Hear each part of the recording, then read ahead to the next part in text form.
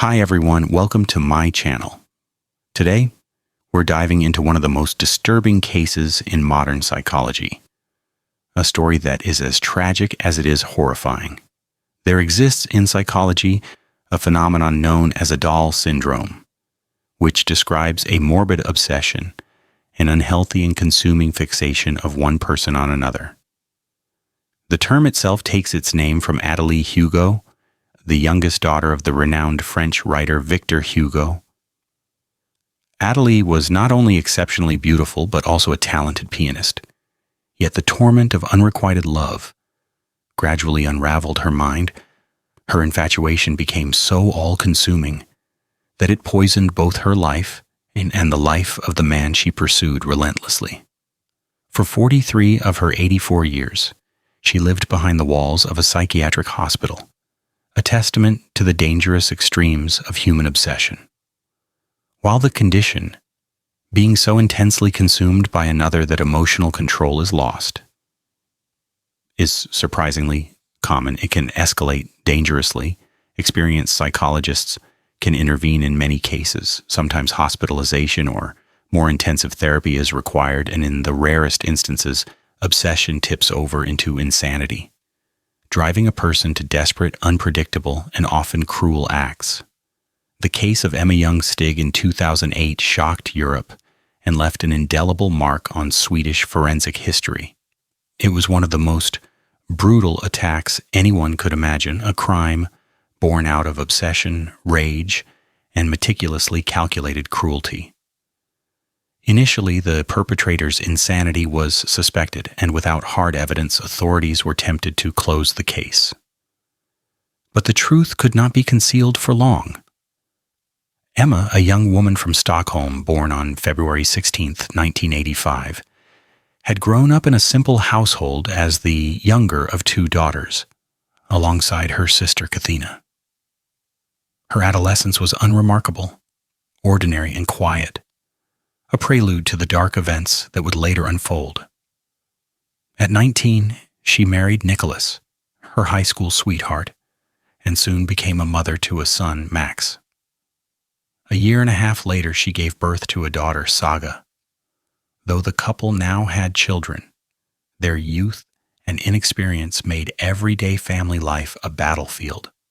Constant quarrels erupted over trivial matters, their inability to communicate meaningfully eroding the fragile bonds of love and trust. Eventually, they separated, torn apart by conflict and the heavy responsibilities of parenthood.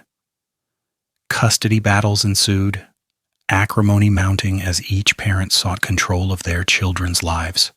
Nicholas was determined not only to provide financial support, but to remain actively involved in raising the children. Emma, while not opposed, soon embarked on a new romantic relationship, moving with her children to a small town called Aruga, about 150 kilometers from Stockholm. Nicholas resisted, wanting to see his children daily, and legal battles became frequent, bitter, and tense. Threats were exchanged, complaints filed, and the dispute seemed intractable. In this turbulent period, Emma met a man named Torny Hellberg through the internet. Their connection was immediate, electric, a shared understanding that grew into romance. Torny was undeterred by the fact that Emma already had two young children. He had long dreamed of a family and welcomed the challenge. Together, they created a small haven, initially living in a modest inherited home, but later moving to a larger house where every child had a room, and they could build a life together. Torny held a stable, well-paying job, while Emma devoted herself to raising the children and organizing their home. She was a trained designer with aspirations for professional work, but for now, the focus was domestic stability. Summer 2008 was meant to herald a celebration of their union, a wedding, and a new chapter of life. But fate had other, darker plans. March 17th, 2008, began like any other Monday. Torny left for work early in the morning, and Emma remained at home with 3-year-old Max and 18-month-old saga. In the evening, while preparing dinner, she chatted online with her sister, discussing a gift for their parents' upcoming anniversary. At around 6:30 p.m., Torney called to say he would be late for work and that Emma could start dinner without him.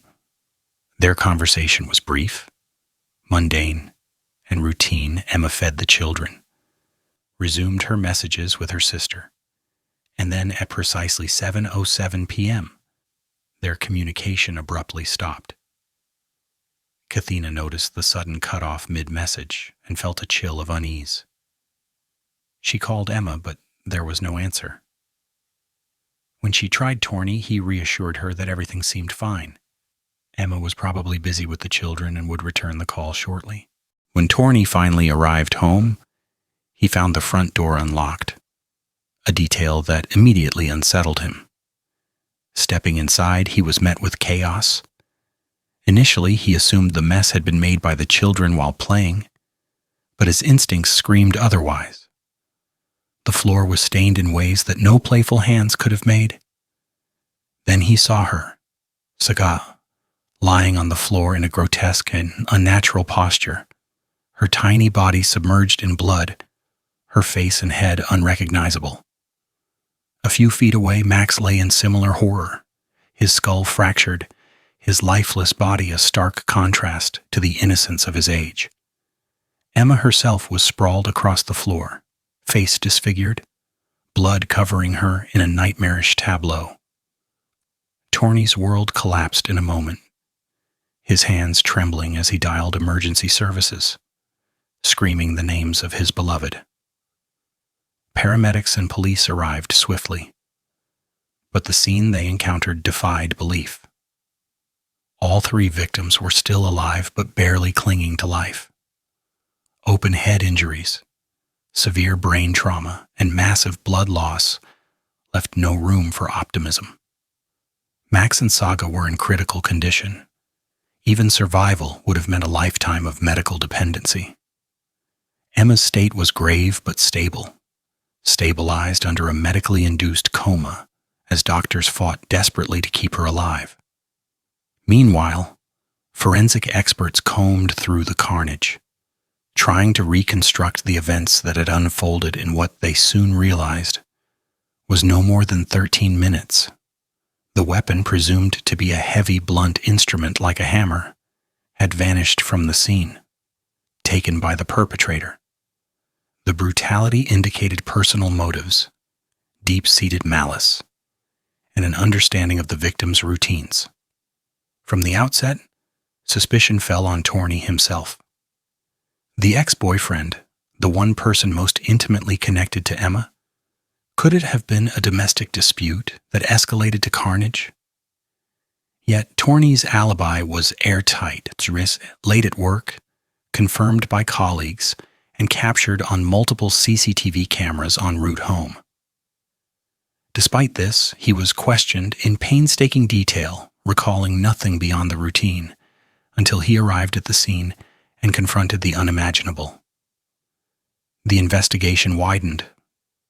Nicholas, Emma's ex-husband and father of her children, became the next suspect.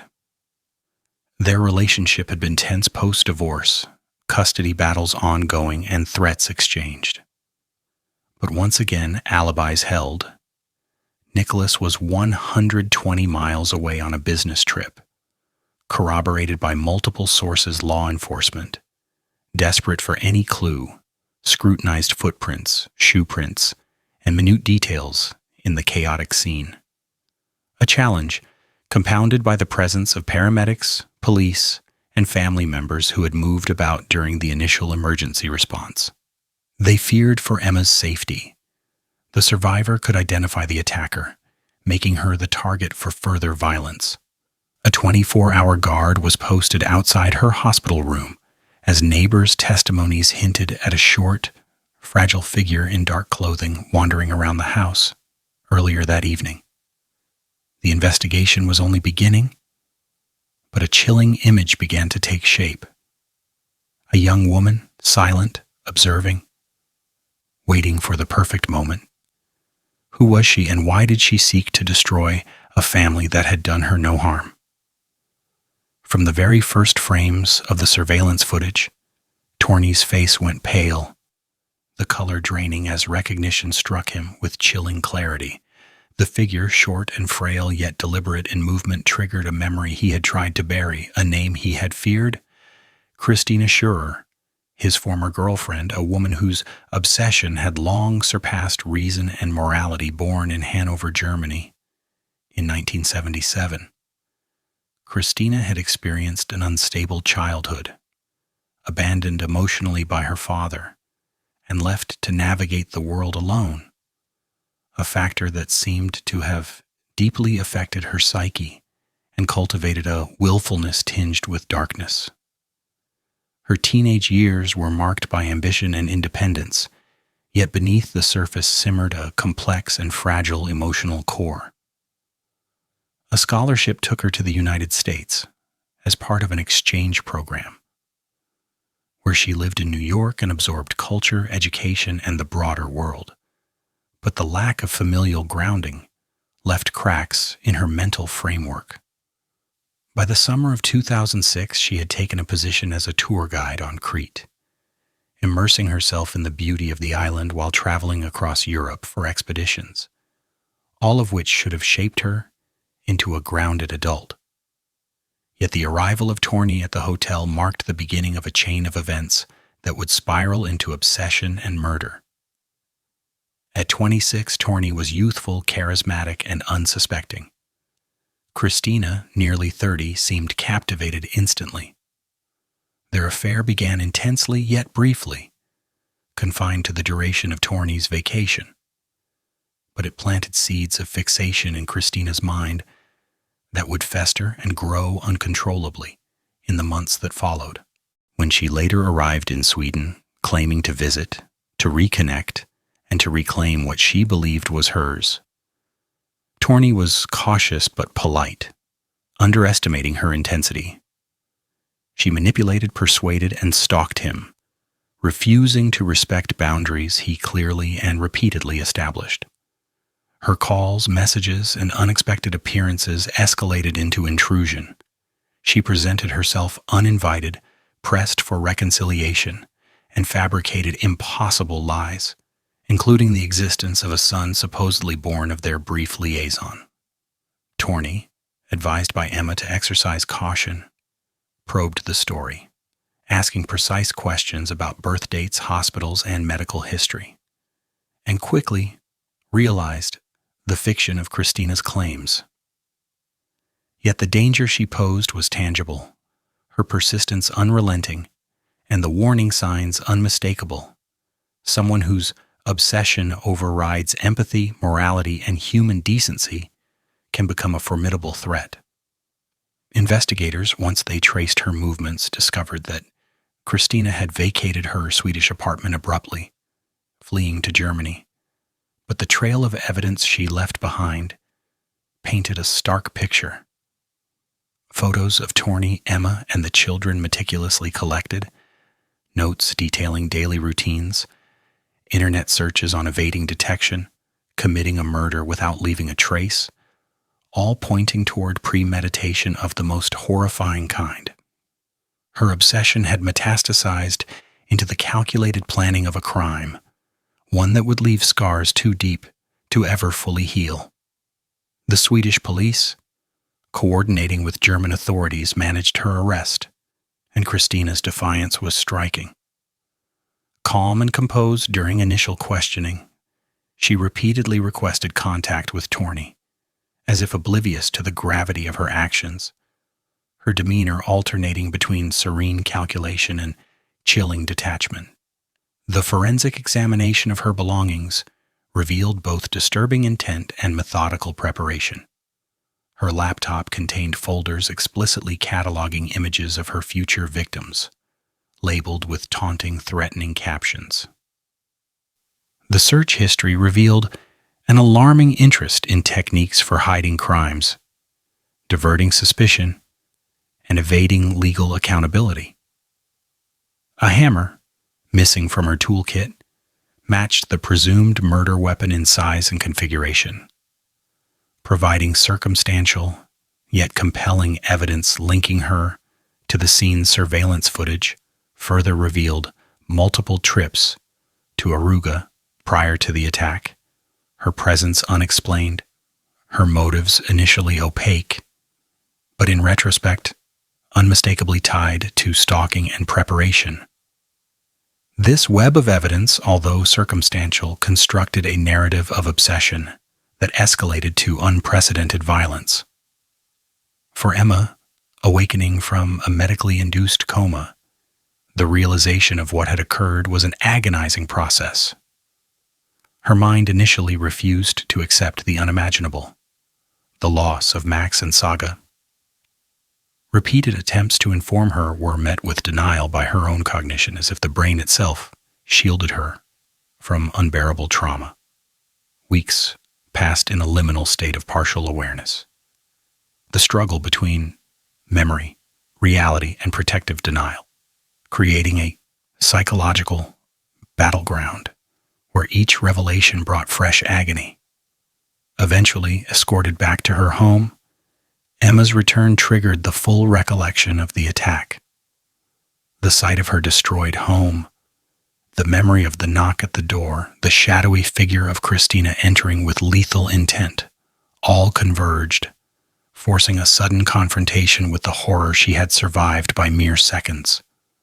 The trial of Christina Schurrer was a grim spectacle, revealing the extent of human fixation turned deadly. Her behavior in court alternated between unnerving calm and disturbing levity. She greeted those present with a wave, smiled, and even laughed when confronted with graphic evidence of the massacre. This was no act of ignorance or confusion. Psychiatric evaluation confirmed she was sane, fully cognizant of her actions, and perversely satisfied with their outcome. Each attempt by her defense to argue for diminished responsibility or to claim delusion or coercion failed in the face of the overwhelming evidence. Her planning, her stalking, and the tangible execution of the crime indicated full awareness and premeditation.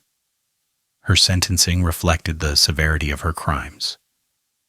Life imprisonment without the possibility of release, a legal judgment echoing the moral imperative to protect society from such deliberate malevolence. She was also ordered to pay compensation to Emma, though the monetary value could never offset the immeasurable human loss. Investigations confirmed that Christina's claims of a son born from her relationship with Torney were fabrications, part of the manipulative, obsessive behavior that had precipitated the massacre. For Emma, the path to recovery was long and arduous. Physical healing from the severe head injuries took months, but the emotional and psychological trauma would leave indelible marks far longer. Torney remained steadfast at her side, a testament to love persisting despite unimaginable tragedy.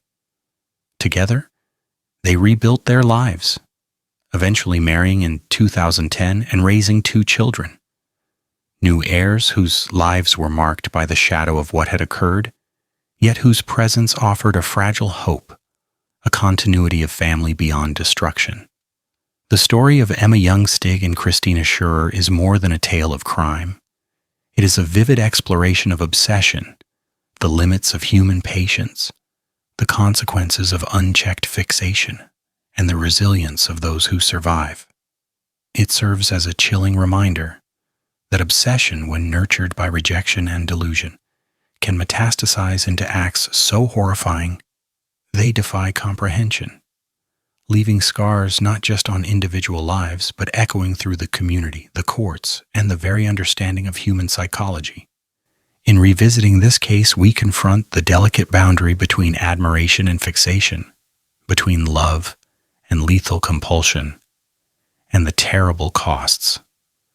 When that boundary is obliterated, Christina Schurrer's actions were a stark illustration of Adal syndrome, taken to its darkest extreme.